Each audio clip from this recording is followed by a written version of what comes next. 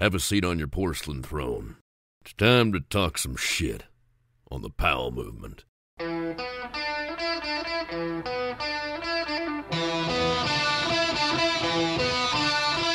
Welcome to the Powell Movement. I'm your host, Mike Powell, and as this episode is being released, I'm making my journey back to Seattle. But right now, I'm recording this intro in my hotel room on my phone. So there will be a difference in audio compared to most of my intros, and I really don't think you're going to care at all. What some of you did care about was my intro last week. Someone reached out and said that it sounded like I was trying to tell you something, but I didn't have all the information in the intro. Someone else said that the intro seemed to be a little bit scrambled. But here's the deal. I had an intro where I was going to absolutely overshare about my life again. But I realized that I'm on a family vacation, and if I put out my original outro into the wild, I'd have a lot of uncomfortable questions to answer around my family. That's assuming that one of my family members actually listens to this podcast. Anyways, since I didn't bring my mics or mixer with me, I just decided to cut down my original intro and try to make it make as much sense as possible. And some of you realized that it didn't make too much sense, but for the most part, I think it went over well. What was I cryptically trying to tell you? Well, I still don't have all the details, and there's a new wrinkle to my drama that we'll think about when we get back to reality in Seattle. But enough gloom and doom for now, because right now it's so nice to be on vacation with my family, and right now I'm hungover as shit because we partied our faces off last night watching Andy Frasco and the UN melt faces at the Bottle and Cork in Dewey. If you haven't seen Andy Frasco, he's an incredible show, and he mentioned that he just signed his first major label record deal, so congrats, Frasco. You're crushing it just like my guest this week, who's looked at as the best all-around wakeboarder in the world. Whether he's being pulled by a boat, a cable, or a winch, Guenther Oka absolutely dominates. With over 40 pro wins and 100 pro podiums, this six-time world champion has won pretty much everything that you can win in wakeboarding. And I could tell you more about him, but then that would spoil the podcast, and I don't like doing that. What I do like to do is ask you to do some shit for me. Unfortunately, that really doesn't happen that often, but I'm still going to ask you to do the stuff that I always want you to do. So first and foremost, please let your friends know about the show. If you like the podcast, I'm pretty sure your friends are going to like it too. So telling them helps the show grow significantly. What else helps is sharing my social media posts. While none of you really do that, it really does help get other people to see that the Powell Movement is a podcast with some incredible guests, and that additionally gets some more earballs on the show. So I thank you for doing that. And while all this stuff helps the show grow and is super important to me, know that while I'm asking you to help out, what I appreciate most is that you listen each week and you support my incredible sponsors. As you know, I only work with brands that I trust, brands that make and deliver the best goods and services on the planet. Those brands are Liquid Force, Outdoor Research, Peter Glenn Ski and Sports, Stanley, Elan Skis, and Best Day Brewing. Now, let's talk with Guenther Oka. I think we have to start this thing off with what I would guess would be one of the more significant wins of your career. Last weekend, you were in Utah, and to set the stage for how important this win was, you have to take it to pre-COVID times when you established yourself as one of the best all-around riders on the planet. You were looked at as that for a while, but then in early 2023, your whole world changes. What happened? Dude, it's been a roller coaster. There is no doubt about it. And so, yeah, early 2023, man, training, getting ready for the season, and all it takes is one misstep, one bad landing on a double flip behind the boat is what I was going for, and landed with a straight leg on my back leg, so pretty much putting all my weight onto it, and ended up tearing my bicep femoris, which is your hamstring, my LCL, my meniscus, and having a tibia plateau fracture. And I was in the water watching my 2023 season go up in smoke. Ugh, that's so heartbreaking. And is it the first time you've ever been forced off the water for a long time? That's correct, man. I mean, I really started my pro career, my first pro podium in 2015. And up until that point, I had pretty much been smooth sailing and had never missed a season. So this one was a bit of a shocker. And like I said, from 2018 to 22, you were dominating behind boat, at a cable park. It didn't matter what you were doing. You were looked at as the best all-around rider.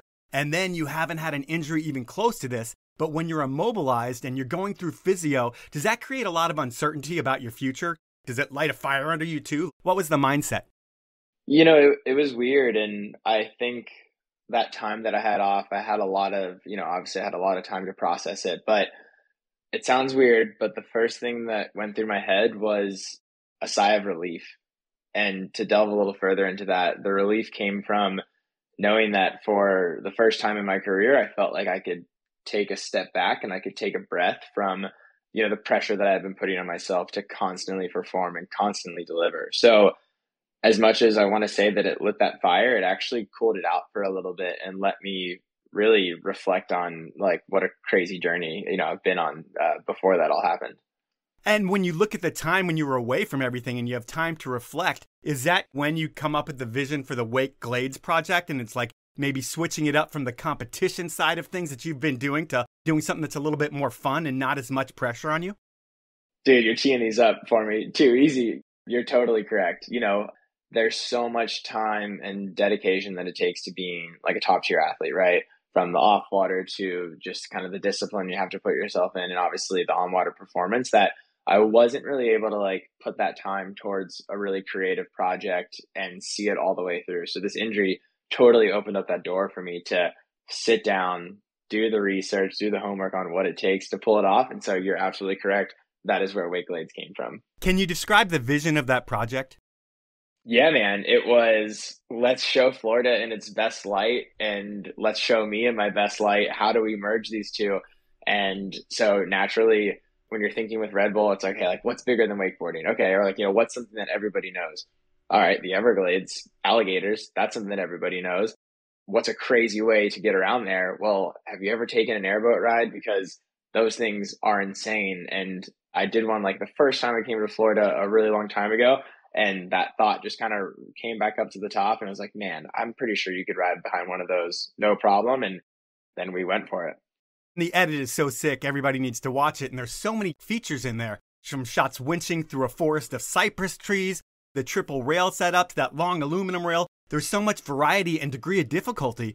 And I think that for most people, it takes a shit ton of tries to nail the shots. But you captured so much in a 3-day shoot, and you always seem to be dry in every shot.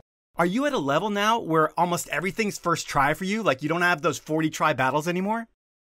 I can't say that, dude.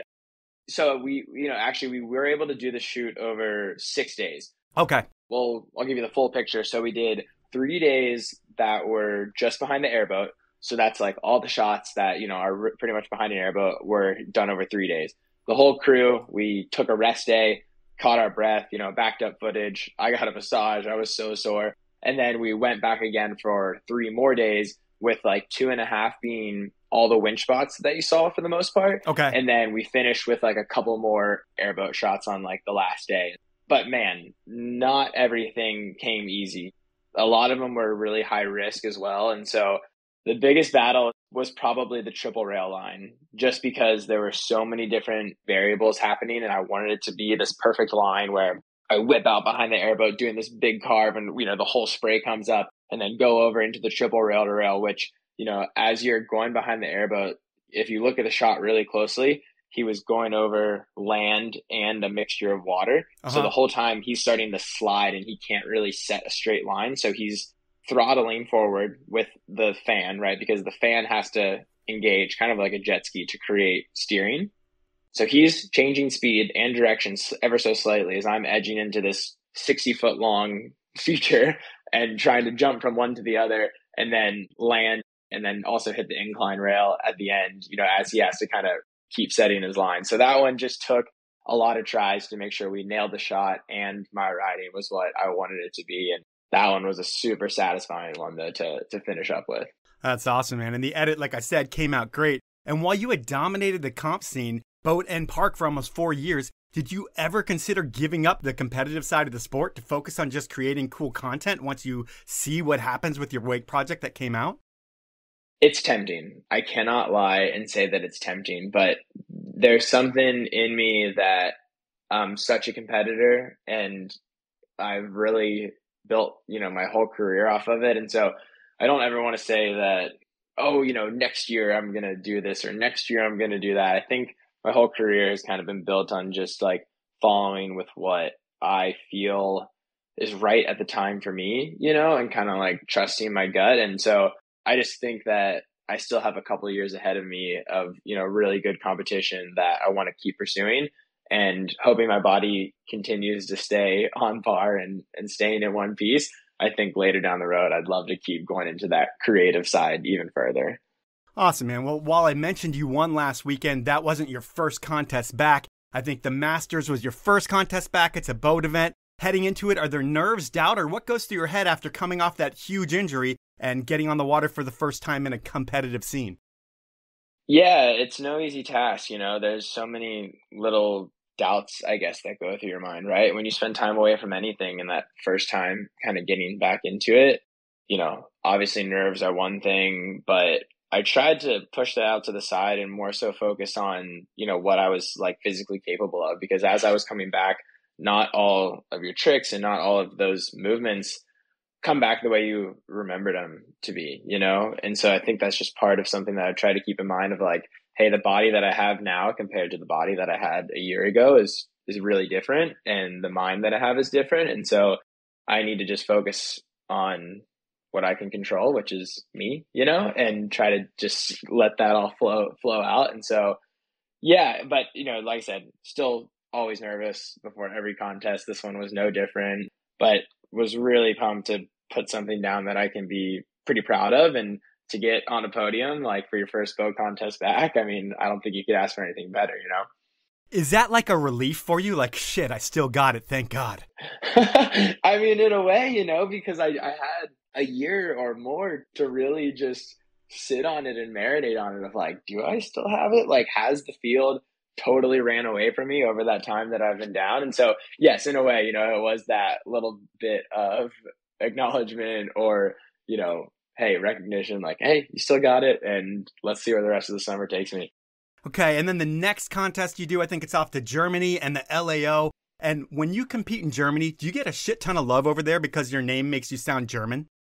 The Guenther is how everybody calls me over there. I've been going over to Europe for enough time, to hear that one through and through from a lot of my German friends and stuff. So I think maybe they just have a lot of fun announcing it, because I'm pretty sure everyone always tells me that it's like what your grandpa's name would be in Germany, like it's not necessarily like a younger person's name. So pretty funny. But that event is also really special. I went to it in 2017, and the cable park there at Langenfeld, they are just the best hosts, the most gracious hosts, and provide the best setup for us to ride on. And that was really fun. What's harder for you at this point? Like after the injury, is it harder getting behind a boat and all the variables that happen in the open water? Or is it more the cable park and the features in the cable park that you have a lot of flat landings with? I think it's the cable park. The level of riding's really progressed really rapidly at the park. And so not just from, the feature layouts and things like that, but, the sheer like technical ability. And I would really call it a level of send that's going down. A lot of the guys are doing really gnarly sends that, flipping huge distances, like landing on small rails and just going really big and riding with like a lot of intensity. So my style has had a mix of that intensity, but I'm not super keen on flipping onto rails. So I kind of just stuck to my guns, which is, a little bit more flow, a little bit more finesse, and took that route, and it paid off. And, when all's said and done with this injury, while getting hurt totally sucks, do you almost get smarter and become a better person living through an injury like this?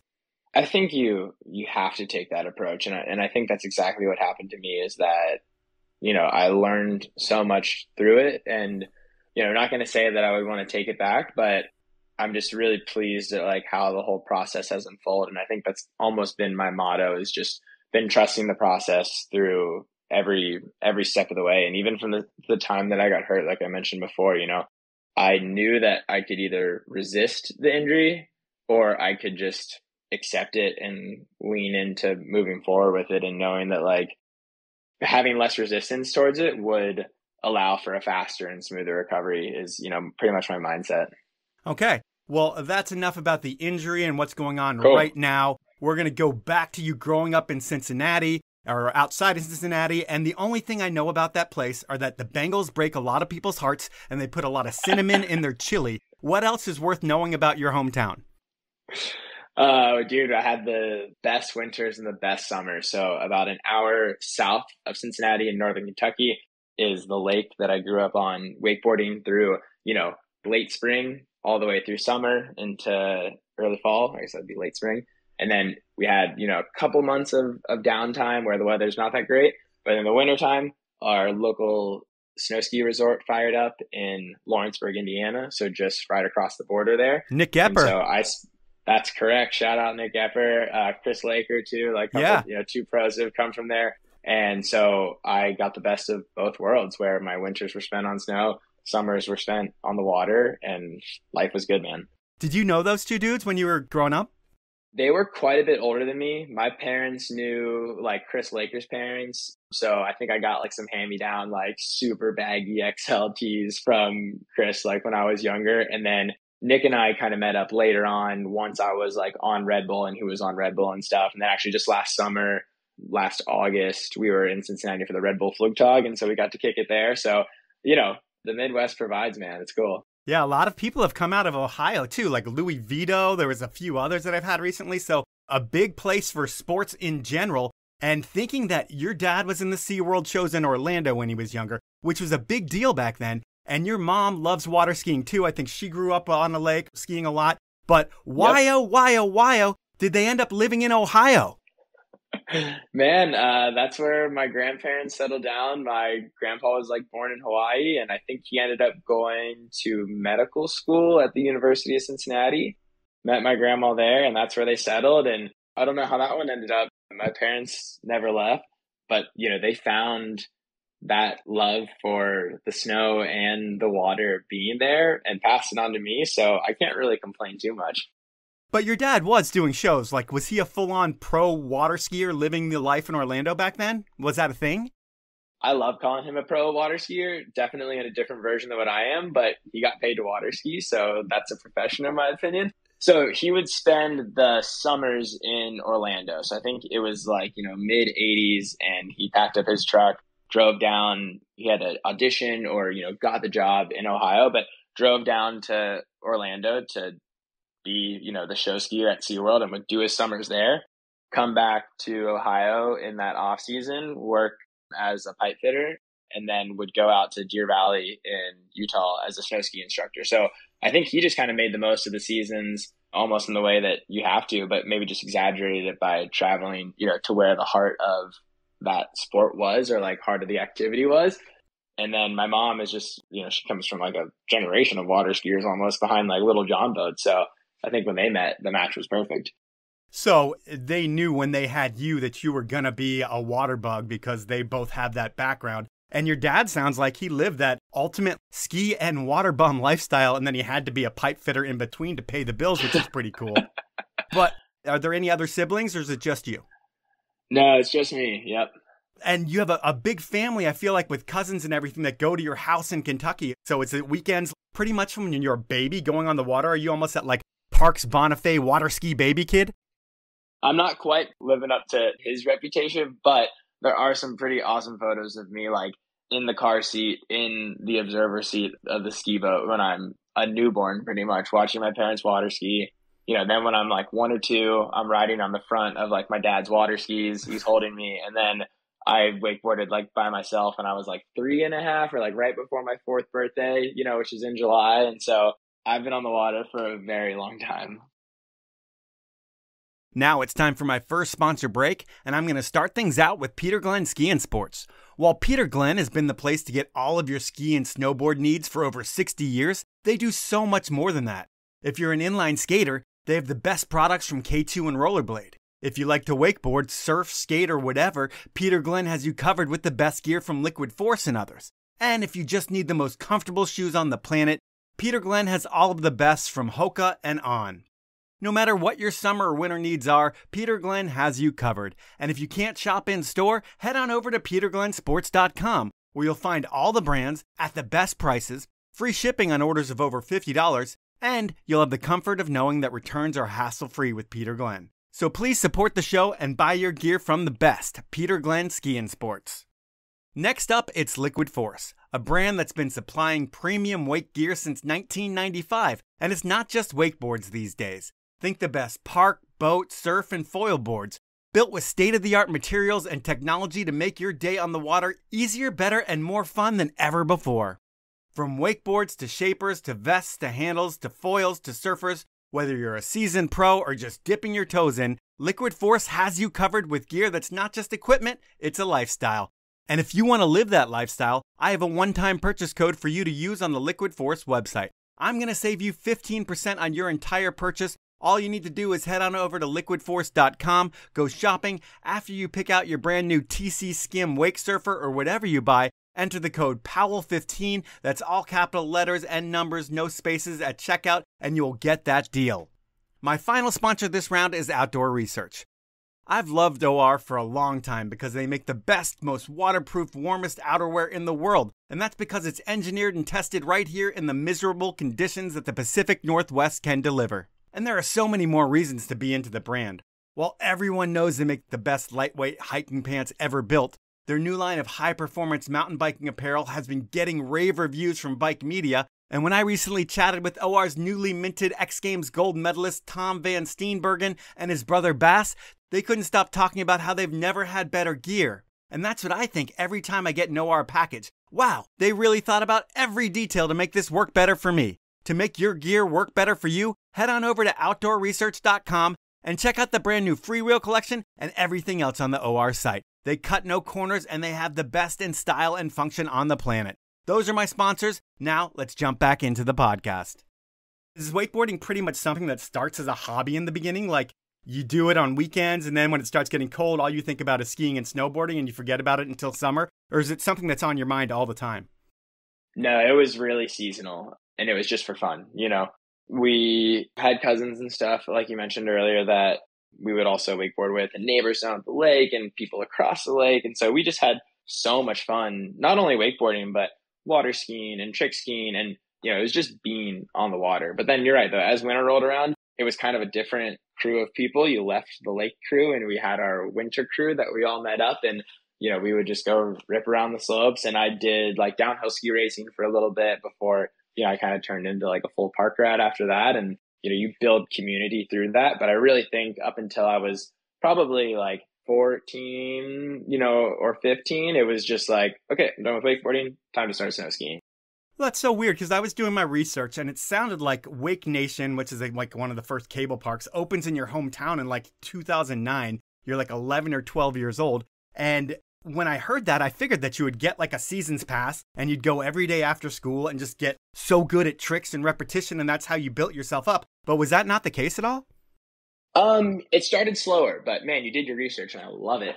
So yeah, you're spot on though. Wake Nation opened in 2009. And the first year or two, I think the trade-off was, right? Like, do you either want to go to the wake park or like, do you want to go to the lake? And so I think I just opted for the lake. And I was pretty young when it opened as well. But as I got older, it was the spot that my mom could just drop me off on the weekdays and I could spend all day there. Then we go to the lake house on the weekend as a family. And so later on, it probably took until about maybe the second or third year that they were open that I think I got my first season pass. But I do attribute so much of my progression to this pretty much the unlimited amount of laps that I was able to take at Wake Nation Cincinnati. Yeah, I mean, it's just like being at a skate park. It's just repetition over and over and over again. And when you think of the sport and the evolution of it, once cable parks came into play, did it almost create two disciplines to wakeboarding? Like, there's the guys that ride behind boat and they seem to excel at like big airs and tricks. And then the cable guys get way more tech on rails and boxes and unique features. Is it a kind of a totally different world between the two? Yeah, I would say that there's a little bit more of a defining moment further down the road where the two sports really do split off, because for a while, the boat events had rails in them. They had features in them. So, the boat wakeboarders did have to make sure they stayed sharp on rails to, progress through that section of the contest. Whereas maybe if you were just specific to cable, they were just staying specific to cable, but more towards 2015 and into that era, I think that things really started to split and the progression on each became really elevated. Does that make sense? Yeah, it totally does. And for you, it's like you get to do the best of both worlds. You have the season pass and you're able to go to the park as much as you want. And then you go ride at your place in Kentucky. And based on, like the whole 10,000 hours thing, where if you can put 10,000 hours into what you do, you can be like an expert at it. I mean, you could be one of the few people in the world able to maybe get that 10,000 hours because of all your cable time, because I would think it's a lot harder to get boat time. I think you're right, man. And that's something that I look back on and I'm just so fortunate for that crazy coincidence, right? That, it's 2009. Wake Nation's one of the, less than 10 parks in America are opening, and it happens to be 30 minutes from my house, In right? Cincinnati, right? Exactly, out of all places. But, that really built me to what I am now, of being that boat rider and cable rider, and just never really thinking any different between the two. Just thinking that, yeah, I'm just going to go ride park, and then I'm going to go ride boat. And it was all really seamless, I think. And so I look back and I'm just so grateful that the stars aligned the way they did. And were you a Grom back then too? Like, are you watching all the videos and reading the mags? And did you have favorite riders and styles that you kind of emulated? I think so. And, we were obviously really influenced by the riders that are around us. But I definitely remember whenever any pros would come to the park, or, they would do the tours through like the lake that I grew up on, I was always there. I was always watching. I knew who each person was, based on their videos and stuff like that. And of course, like, we read every mag. And I remember, trying to submit my video to get on alliancewake.com when I'm a little kid, sending one in, and they're like, hey, sorry, man, like, this one's not going to make the cut. Like, try again next year. And okay, next year I'm going to film my whole season edit. Like, I want to make it on there. I was really influenced and inspired to, I guess, just like be a part of it and watch what they were doing and try to make it my own. Nice. And I think a big moment for you happens in 2013. Wakeboard Nationals that year is pretty close to your home, and your dad asks if you want to enter. You end up getting 10th place. And for the way that you're wired, what kind of motivator is 10th place for you? I mean, does that make you want to ride so much more because you want to win it the next year? It put it in perspective that, okay, hey, if you think that I'm 10th out of the entire US, oh, that's not too bad, actually. And I hardly even practice for it, or like the contest is behind, a couple $100,000 wakeboard boat, and I've been training behind, our $10,000 ski boat that we have or whatever, right? So it's like, okay, if I put a little bit more into this and maybe go get a couple sets on a wake that has a little bit more size to it, maybe I can progress through this. So I think that following summer, it probably gave me a little bit more fire to, just push it a little bit harder. And so the next year you enter Junior Worlds again and you win Junior Worlds. Is that when you and your folks have to have the conversation about the fact that if you're going to have a career in wakeboarding, you're going to have to do what your dad did and move to Florida? You hit the nail on the head, man. Being only able to wakeboard for what I would say, if I'm going to be generous here, is like really late April until, early October, something like that, right? So, 5, maybe 6 months if you're super lucky in Ohio. Whereas the rest of the field, who are now, in this junior pro level, they've got, pretty much access to year-round wakeboarding in Florida. And so it's like, man, if I really want to do this, you're absolutely correct. I gotta follow in the footsteps, which is funny though, because there was a little pushback for me moving to Florida at such a young age. Well, I can see that. I mean, it happens all the time in the ski world too, when kids have to go to academies, but eventually you have to make that choice. If you're going to progress to the next level, you need to be where all the talent is, where all the events are, where you can ride every single day. You have that conversation, but how does it all work? Do you drop out of school and do one of your folks move down to Florida with you? Or what's the deal that you and your parents put together when you're like 16 years old? Yeah, the story goes as there was another professional wakeboarder who came out of Michigan, and his mom and his like little sister were at, a local kind of regional contest that we were at. And my parents love talking to anyone and everyone about wakeboarding. And so they got into conversation. Hey, my kid is a pro wakeboarder. He's got a house in Florida. He's looking for roommates. And, oh, my kid is trying to become a pro wakeboarder. He needs a place to live. So they got talking, and one thing led to another that allowed me to move down by myself at 16 with this pro wakeboarder and then a couple other roommates. I switched to online school like that January. So halfway through my junior year, switched to online school, and the rules were you get good grades, you stay out of trouble. We'll see how this goes for the first, 4 months, and then we'll reassess. And I did just that. Awesome, man. So you're in Florida. And while I want to say that Florida gets a bad rap, one search on the internet of Florida man, and you see that it deserves that bad rap. And what's the most Florida man shit that you've seen with your own two eyes? Oh, dude, it's got to be if you go down the one street in Orlando, Orange Blossom Trail or OBT, there are some characters down here, man. There are some characters. All right, it's just like your Skid Row or something like that? A little bit like that. Yeah, for sure. And then when you're living by yourself, I'm sure you're riding a ton, but what's life really like when there's no parents around and you're 16 years old? Oh, I definitely remember being in Orlando for like 2 weeks and ending up downtown, slipping into the bars and the clubs with the older guys. And not only that, but older guys who are my wakeboard idols that I just was somehow in the mix with. And so getting to go downtown and, have my first couple sips of alcohol without, really even knowing what I'm doing, but having the time of my life with everyone. And then also though, not just the idols who, we get to go out and, have a good time with, but that are showing up at this dude's house to run photo shoots for the mags, and me just even being able to be in the boat and seeing how the whole process unfolds. And I was kind of just a sponge at that point, just like soaking it all up of like, okay, this is how the process gets done. And this is what the top guys are doing. Like, I want to keep moving forward with this. So you're definitely focused. And I would think that one thing that helps you stay focused is finding a partner that's better than you on the water. And while I never talk about girlfriends, who is yours? What's her resume? And how did she help you progress, especially in those first few years? Well, no longer girlfriend and now fiancé. So congratulations. That's really exciting. Thank you. But Megan Ethel is a 7-time wakeboard world champion, 6-time rider of the year, 8 times master champion, pro tour champion, you name it, she's done it. And I met her the very first day that I moved to Florida. She lived on the same lake as Mike Dowdy, like the guy that I moved in with. And so I just jumped on the boat. She was there riding and we just exchanged numbers and we're just friends. And we just went out and rode every day that winter, or we'd go to the cable park and ride every day. And it was so fun. It was like, we had a great crew that was, we're all the same age. She had a boat as well. She was 17 at the time, I think. So she had her own boat, which was just like crazy. So she'd take us all out and we would just ride, man. And it was super fun. And then I think about a year and a half later, I was like, hey, let's make this a little bit more. And she was down. We were still just kids at the time, but fast forward 8 years and now, we're engaged. So pretty cool. That's pretty amazing. And then who else in Orlando are you riding with that's really pushing you?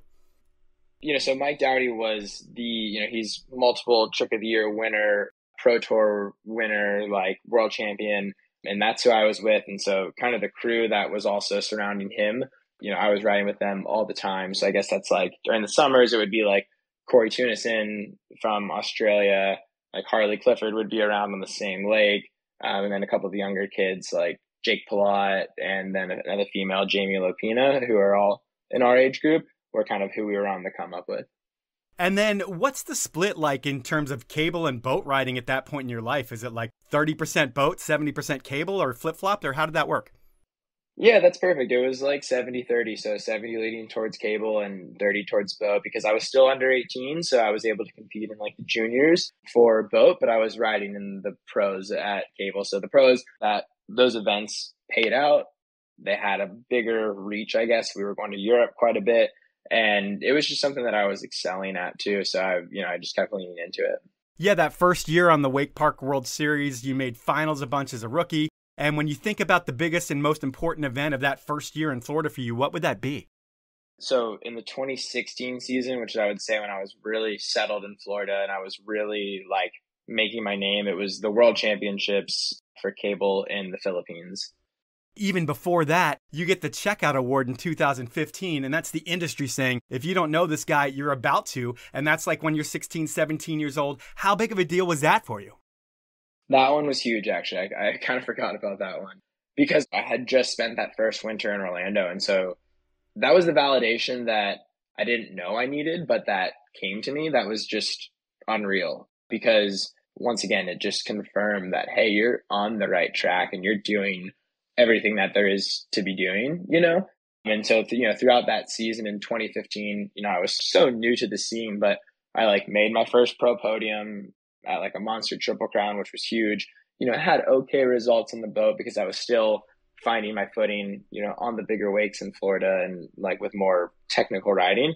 But I think I released a little web edit that year too. So anyway, that Wake Awards is presented in front of the entire industry in person, live and in person at the show. And there were a lot of other like amazing riders up there too that like equally could have deserved it. And so the fact that it went to me, I really think was a huge catalyst for the next step in my career. And, you're already on Liquid Force at this point. I think you're just flowed product, but this is, I think, around the time that you go talk with Aaron Grace, who's a team manager, former Liquid Force rider, about growing with the brand. And when you go in to talk with Aaron, are you prepared to stand up for yourself and ask for some money to really make your career happen?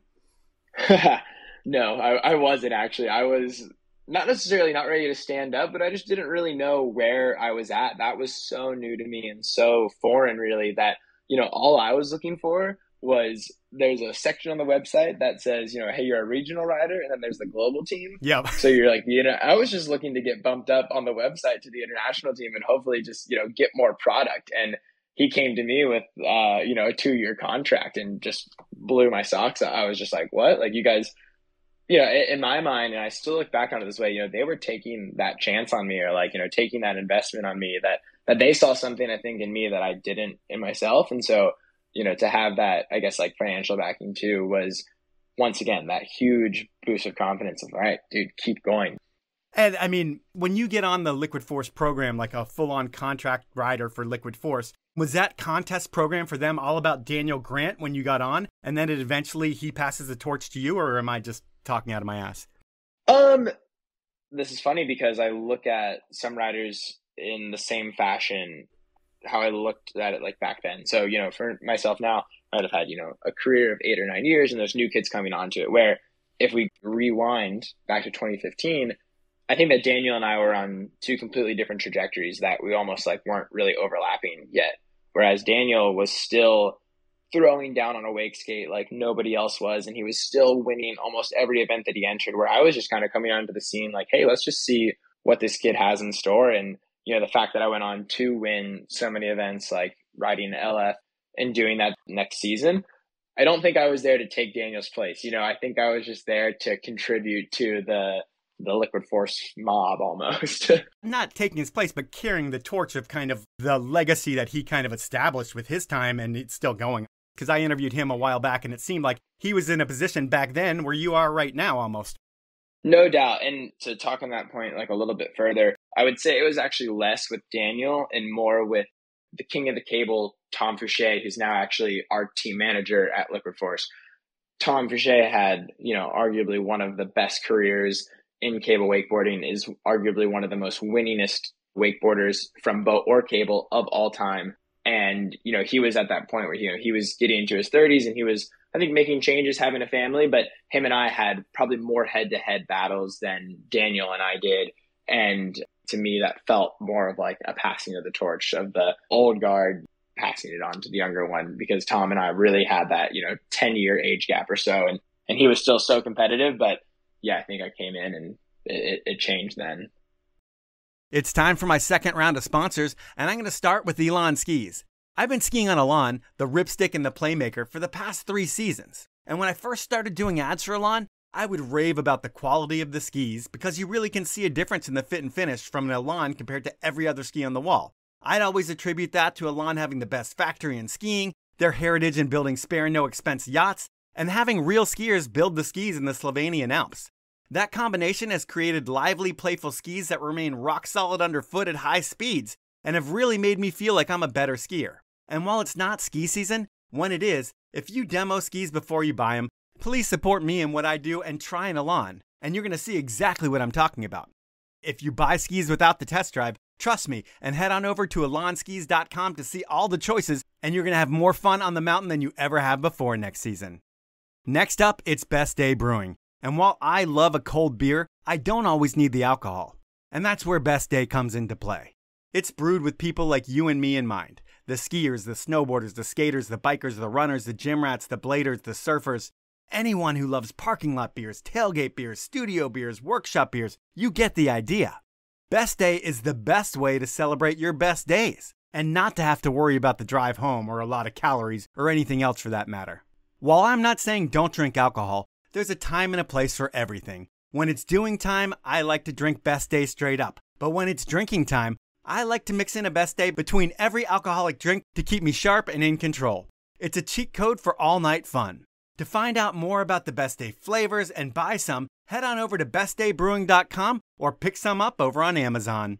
My final sponsor is the brand that has created the most incredible pint glass in the history of the world. I'm talking about Stanley. Yes, that brand that makes your grandfather's favorite green coffee mug. It's also the brand that's front and center in the life and times of pop icon Olivia Rodrigo, and a brand that I'm proud to say has been supporting the outdoors and the sports we love since before the other copycat brands existed.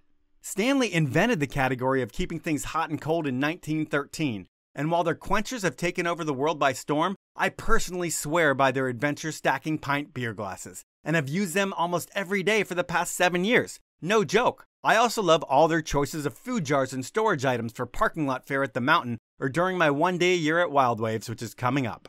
To see all the products from Stanley, the brand that everyone's talking about these days, but I've been talking about for over 7 years, head on over to stanley1913.com and go shopping. Those are my sponsors. Now let's jump back into the podcast. 2016, I think that's Wake Park Worlds. You win traditional features, the overall. Well, I don't even know what all that means, and we don't need to explain what that means. You're dominating, and you continue to do that. And I'm not even going to talk about that. What I am going to talk about is progression. And when I'm thinking about it, I'm thinking about the mega tour bus road trip you did with O'Neill. And it's like you guys are doing cable contests and creating content with O'Neill, but it seems like an old school skateboard trip where you're just finding features and using winches to get pulled into features for clips that were once looked at as impossible. Do you look at that trip as like one of the defining moments in winch riding? Or once again, am I just making shit up because I don't have a background in wakeboarding? No, not in the slightest. A lot of that was that 2017 era was when I was starting to find my footing outside of just rail riding and taking it further, I guess, which is what winching is, right? So it's our wakeboarding equivalent to street skateboarding or street snowboarding, where we're going out searching for ponds and rivers and streams that have metal handrails that, are protect a sidewalk walking along them, or concrete ledges that hold up retaining walls, or waterfalls and spillways that we can slide up or down or on and over. And so there was a movement taking place, from 2015, winching had been going on a lot longer than that, but that was, hey, this is this is gnarly. This is like hard stuff to do with a ton of risk. And it was something that I think I gravitated towards naturally because it had that element of progression. It had that risk factor there. But the O'Neill hit the road trip in 2017 also gave us, once again, that green light, gave us a budget to go and let's keep on making it happen, I guess. And when you're on a tour bus, because this is a full-on like rock star tour bus, not like Rockstar Energy, but Rockstar tour bus. And when you're on one of those, what's the debauchery level like? I mean, there's got to be a standout story or two from some of the shit that went down. Oh, we had some fun night, like a fun night in Berlin, like getting to go through the red light district and stuff like that. But, also you fall asleep on a bus in the middle of somewhere Germany and wake up at the next spot, almost having no clue where you are the whole time. Like you're in like the O'Neill road trip bus vortex of you're leaving clothes behind at the spot that you're at before, and it's cold, it's wet, but then you guys we're all together, so we're having so much fun.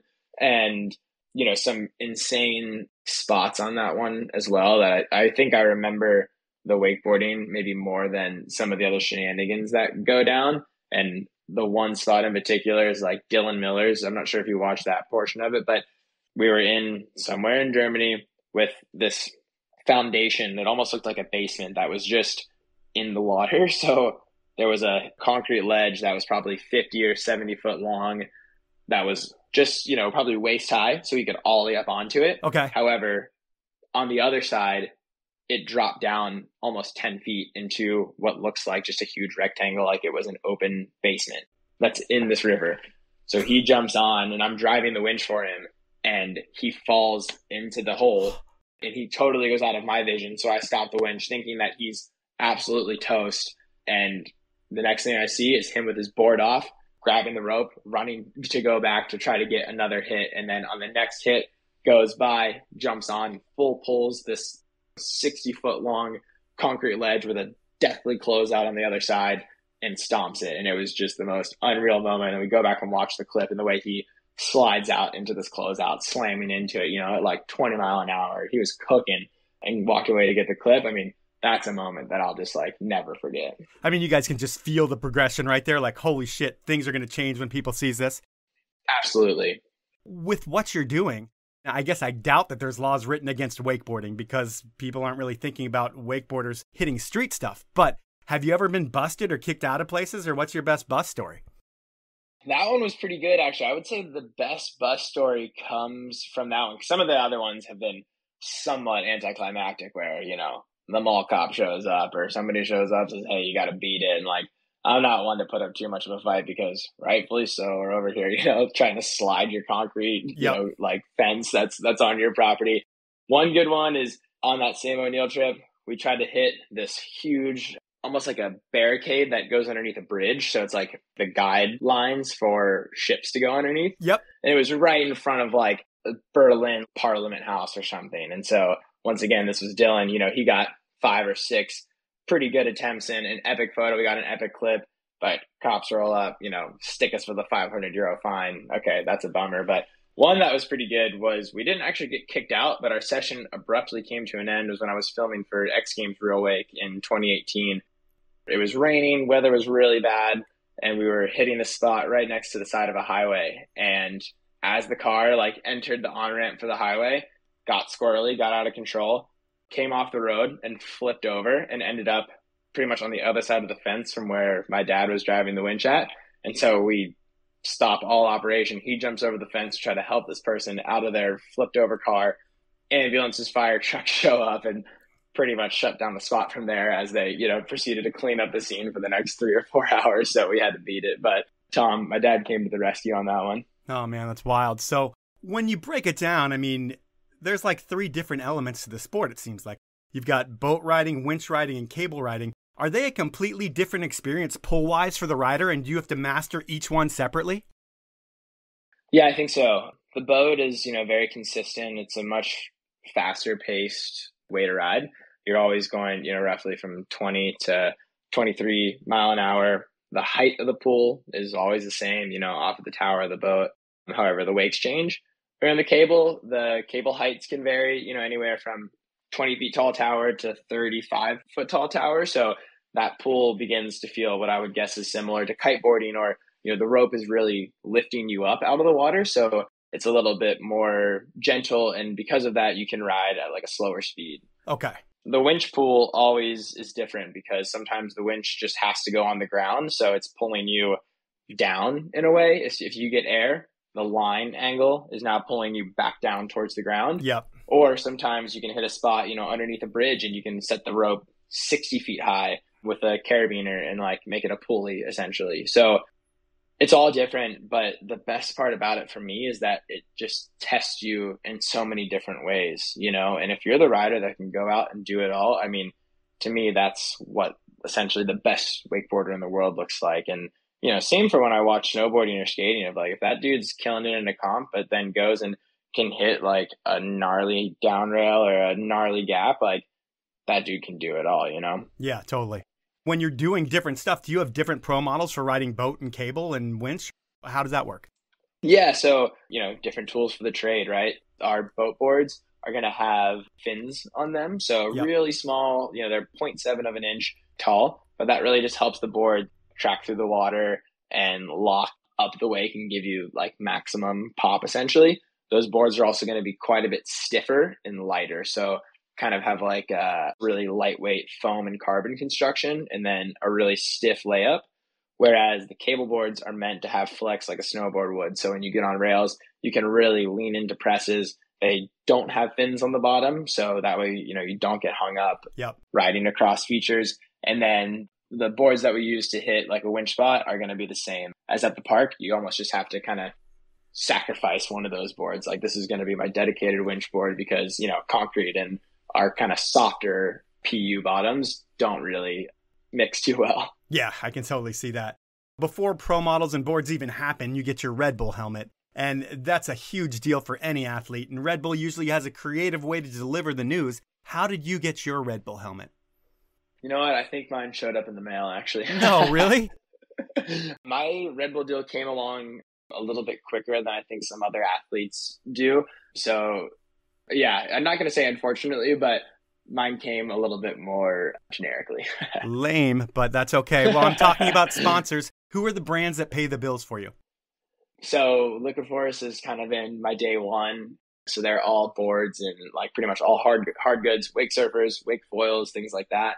Then O'Neill came into the picture. They've been just the most supportive with, wetsuits, top of the line wetsuits, life jackets, clothing. Then Red Bull followed that. And then Axis Wake Research. So they're a boat brand. So provide me with my own personal boat to have in the backyard. Must be nice. Pretty good deal, man. And then recently Kicker Audio for the audio system in my boat as well. Okay. And while you're coming off an injury, before that, there was no argument that you were the best all-around rider in the world. And I'm more used to working with skiers. And a skier at your level, I would think they'd pull $400 to $500 if their agent does it right. Can you personally make that in a year when you add up all your retainer winnings, or should I not compare these things to skiing? Unfortunately, I don't think you can compare it to skiing. But you still, I mean, with these contests that you've had, this past 3 contests, you've gotten third, second, and first. I guess you've gotten the whole podium in the past 3 events you've been at. With those, do you win like $20,000 between the 3 of them? I would say that looks closer to 10 in all honesty. The boat events tend to pay out more because they have, the bigger backing. The boat companies hold a lot more of the money in our sport, and the cable events are going to pay out less than that just based on the brands that are backing them don't have the huge dollar signs like boat events do. Okay, that makes sense. So that's kind of, more like, that's the rule of thumb or just the way she goes. Okay. And so in doing my research, it looked like you had your cable and your winch riding dialed. And then I watched your edit for Formats, the movie. And in your part, there's a lot of urban shit and a lot of creative features, but there's also a lot of boat riding at that point too. And while that part is sick, looking at some of the grabs, and I don't want to offend you or anything, but it looks like you tickled some of your grabs and maybe you missed some transitions behind the boat. Do you see that when that comes out? And does that motivate you to kind of up that side of your game too? Or am I just an idiot who doesn't know what I'm talking about? That's funny you bring that up, and that's funny that's something you notice, because that to me is my riding style, and the way that comes about is more cable based, because when we hit kickers on the cable park, you're always landing flat. So sometimes my alternative was like, if I couldn't really nail the trick perfectly, I could just cut a little bit harder, send it a little bit deeper, and land flat, and it felt like landing off of a kicker. You know what I mean? Yeah. But you're right. It lacks that element of like seamlessness and smoothness, right? And then as far as the grabs go, well, that was the best I had for the time that I was working at. And it's something that as an athlete, I think you always look back and are always, oh, if I could have done it like this, oh, I could have done it like that, and are always striving for better. And I think that was pretty early on in my boat riding progression before I really was putting a lot of time into it, and I was focusing so heavily on the winch and cable stuff like you saw in the piece. Yeah, I mean, it just seemed like the stuff after that, just everything keeps getting better in your boat riding, and it seemed like that was the beginning, which is kind of what you said almost.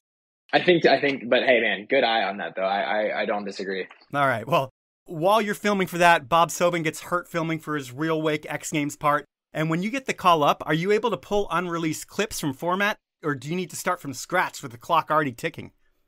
I started from scratch. I didn't want to pull anything from that. It was hard to balance them both, but they were both so sacred in a way, and I wanted to keep them pure if we're going to go that route. You know what I mean? I wanted to keep them separate. So actually the first clip that I stacked for the X Games Real Wake was at Munich Mash. I do like the back mob 7 over the big gap that they had there. Yep. So that was, I think I'd gotten the call, a week or so before that. And then I was able to like put down, that NBD trick, or I don't know if it was NBD at the time, maybe on the mega ramp it was. And I was like, okay, well, the contest ended. I won the contest. And then I was like, I got to go back out and film this real quick. Like, is that cool if I ride the setup for like 20 more minutes, guys? And so they gave me, 20 more minutes to go ride and get that clip, which was super cool. But then from there, it was all a fresh slate. And I went out and had to, get every single clip for X Games. And then I think what actually ended, if you're referencing to it, is that one clip from X Games made it into the Formats part. So that actually is where there's like one overlapping clip, I think. Well, in 2018, you get a real X Games invite. I mean, they call you ahead of time and say, hey, we want you in the X Games. How exciting is that? And then at that point, after you've already done it once, is winning X like the only thing that matters to you? That was a pretty dang high goal of mine, because I knew that the format fit me and it fit my riding style to a T. And so a little bit more context is, 2017, I got the last minute invite. So a rider got hurt and it left me with 3 weeks, or it didn't leave me a whole lot of time. And not only that, I wasn't able to choose the cinematographer that I wanted to do it for me. So the next year comes around, I get the full invite, from the start. I was able to get first dibs on my filmer who had filmed Formats, so Taylor Hanley, and we were able to really map it out, draw it out, how it was going to go down. And essentially like build a winning video before we even started filming. You know, we knew what we wanted to get and knew what was going to be progressive and kind of hit the nail on the head. So it gave us a much better head start there. You end up winning X Games, which is incredible. And the way that you win it is, we talked about Parks a little bit earlier. He ends up delivering the X Games gold medal to your house. Can you describe that moment? I mean, did you know when he showed up at your door that you were winning the X Games? So while I didn't get, the Red Bull announcement or like surprise, I got the X Games gold surprise, which pretty dang good, man. Pretty dang good. But, that day, I think they messaged everyone. It was just like, hey, like, we just need you guys to be home, from this time. Maybe somebody shows up, maybe somebody didn't. So talk about like the longest 3 or 4 hours of my life, like trying to play video games or trying to just do something to distract myself and like make this time go by. And sure enough, the knock comes on the door, and opening it was just the best feeling, best thing you could ever ask for. It was so sick. Yeah, it was really cool watching the video of that happening. And how much do you get for winning an X Games gold medal? That's a much better prize purse. I got 15 grand for first, and then I think they chipped in like 7 or 8 grand for the budget. And we were pretty friendly with the budget, so we had a lot left over. And so that was the good one. Nice. And how much is the most you've ever won at a contest? Most is 50,000 at the Wake Fest shootout in Tennessee in 2019, so the following year. Oh, that's pretty sick, man. And the events themselves, this is a sport with a ton of money in it on the boat side. I'm sure there's a ton of alcohol everywhere, scantily clad women, and you guys are the rock stars of the lake. And while I could ask so many questions, you met your girlfriend young, so that eliminates a lot of those questions. So I'm going to go with, what's the most fun event that you've been to and why? The one that comes to mind really is one of the sickest events, and that is Wake Fest. And, the one where I won 50K at. I can't get it out of my head, dude. I have to claim that this is the one, because what's so rad about this one, so it's on Lake Center Hill, just outside of Nashville. And it's actually funny, as we're recording this, we're heading there this weekend, so I'm heading there tomorrow. Nice. But the event is only accessible by boat. But that doesn't stop people. It almost only encourages them, where they line up, they come out, the event starts midday. So through the morning, everybody's filtering out and they're tying up boat to boat. And so as the event pretty much hits its full peak, where everybody's out and riding, the flotilla grows to, I think, 150 boats on one side, 100 boats lined up on the other. And so what happens is we end up creating this arena almost for our wakeboard boat that's pulling the competitors to drive straight down the middle of, with, a 200 boat flotilla on either side, with people that are just pumped to watch us wakeboard. And it's, they're so close to the action. Everybody's swimming, they're partying, and it's just the best time ever, because all these people, they didn't just show up and drive over here to like watch us ride. Like, they committed, they trailered their boat all the way to this lake. They just put in so much effort, and they want to be there. And to share that like stoke and love with them is the best. And then the after party after always rules too. So nice. I'm excited for you. That's this weekend, so you're going to have an awesome time. We got a good time ahead of us. Yeah. And from 2018 until your injury, you were looked at as the best all-around rider in the sport. And earlier, when I asked you to tell me about your fiancé's resume, you started rattling off world championships and different things. Can you do that for yourself? Yeah. I mean, 6-time world champion, Masters champion, Pro Wakeboard Tour champion, X Games gold medalist, Munich Mash, Feast champion, Red Bull Double or Nothing champion, the 50K shootout champion. So, I think actually last year when I was down, I was injured, I kind of went through my stats and just to tally everything up to see where I was at. I think I had over 40 pro wins throughout my career, and getting close to, with those included, just under like 100 top 3 finishes, and then kind of like industry accolades or awards too. That's so crazy, man. So I would think with that many wins, and especially from 2018 to 22, like we said, where you're just dominating, is it one of those things where if you have a weekend where you're in 5th place, you're bummed? Yes and no, because I think there was a point, when I was younger that really affected me, that really weighed on me. And maybe it was ego driven, or maybe it was just an expectation I set on myself, but I had to come to learn that, dude, losing's a part of it. It forever and always will be. And, you got to lose as hard as you win. So to, just take it lightly. And one, mentor, like a guy told me a long time ago, is like, dude, whatever this result is, it's a drop in the bucket. You won't even remember it, next month or next year. And dude, he couldn't have been more right about that. So it's something I've really tried to like keep and take with me for, my whole career is it happens and you can't win them all. One other thing about your career, I mean, from late spring through fall, every weekend there's an event. In the snow world, people go to New Zealand and Australia to match their summer and winter. Do you do that with wakeboarding? Florida is kind of that spot, Yeah, but totally. you're not wrong though, but because Florida, it still gets chilly in the winter. I won't say that it gets deathly cold because, the people up in Ohio or in Minnesota, like that's where it gets really cold, right? So we're lucky to be able to wakeboard year round here in Florida, but the winter escape for, the Northern Hemisphere is Thailand and the Philippines. They've got some amazing wake parks over there that are full of sun and full of warmth pretty much all year round. So that seems to be the winter escape. I've taken a trip or two over there through the off season, but my off season kind of comes in the form of waves. I like to get out in the ocean and go surf. All right. Well, when you're 3 contests back, you have 3 podiums. One's a win. And I'm sure the plan is to show all the kids what's up for the next few years, then to focus on content. But if you're going to show the kids what's up for the next few years, does that mean that you're going to eventually have to learn a triple?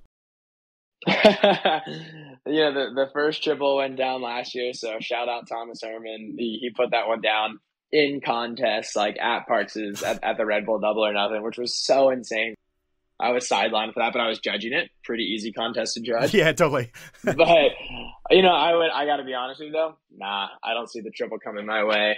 That's not my cup of tea. I'll leave it to the Groms to keep up with the super sending, Yeah, totally. Well, that is the base of our podcast, but I end all of these podcasts with something that I call inappropriate questions. And it's pretty much, I get someone that to ask 3 questions, and they can be anything. And I was able to get a guy who had a huge influence on your career.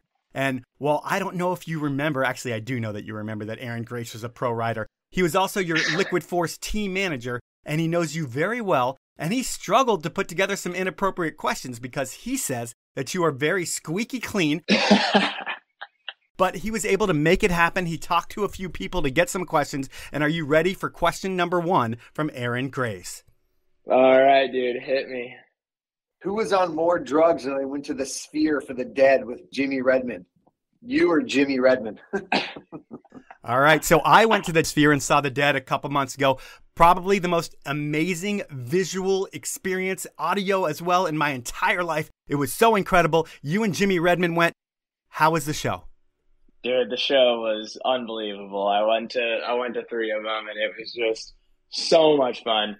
However, I think Jimmy will forever and always have me beat on that one, but maybe I'll say I was close behind him. All right. Well, it's one of those things where you should not go into it clear-headed because, I mean, it's just so incredible in that Sphere, and I'm glad that it sounds like you were able to enjoy the Sphere as well. So not as squeaky clean as Tommy Shasheen, but pretty close. Let's go to question number 2. So you were dating Megan for 8 years. Why did it take you so long to finally propose to her?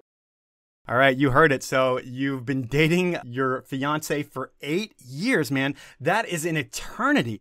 That is like 2,600 days. Did she ever be like, hey, are you ever going to propose, or did it happen organically?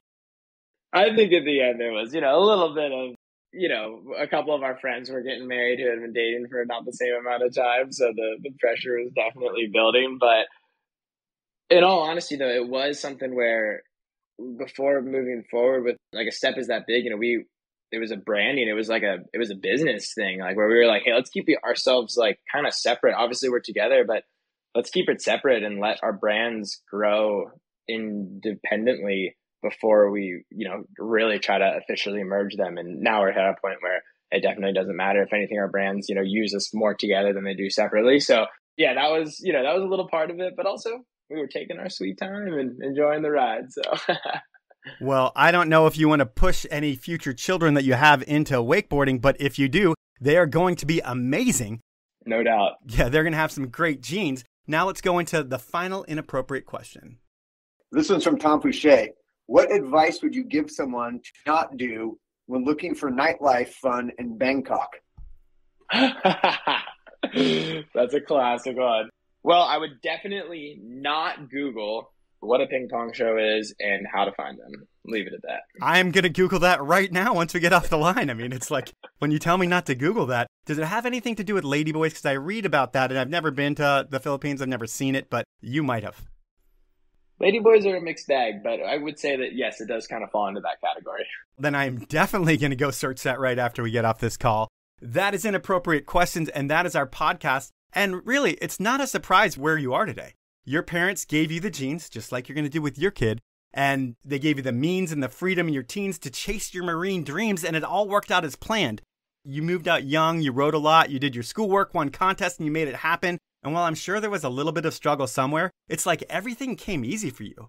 Other than that injury, it seems like you're the guy that always expects to get things in the first few tries, or everyone else expects that from you. I can imagine that being both awesome and exhausting for you at the same time. And kids at home, do what Guenther did. I'm sure it can be just as easy for you as it was for him. And watch out because he's back now. I want to thank you for your time and thank you for telling your story, man. All right, cheers. Thanks so much for having me, dude. This has been a real pleasure. And I just got to give a quick shout out to everyone who's helped me along the way, which, as you kind of, my parents, Megan, all the people who have supported me and kind of just showed me the light and believed in me. Couldn't have done it without you all. So thanks so much for tuning in. So that was time with Guenther Oka, and he's one of those kids that really seems to have his head on straight. And as long as he's healthy and motivated, he's going to continue to dominate. And when he's finished dominating with the competitive part of his career, I bet we'll see him go the content creation route. And then eventually, Guenther and Megan will have kids. And when they do, those super wakeboard genes are going to take over the sport and progress it to a point that's barely recognizable. That's my prediction, at least. But before that happens, there's a lot of time for Guenther to keep reigning supreme. That's the show. At this point, I want to thank you for listening. I want to ask you to support the amazing brands who make this podcast happen. And they are Stanley, Elan Skis, Best Day Brewing, Peter Glenn Ski and Sports, Outdoor Research, and Liquid Force. Have a great week, everyone.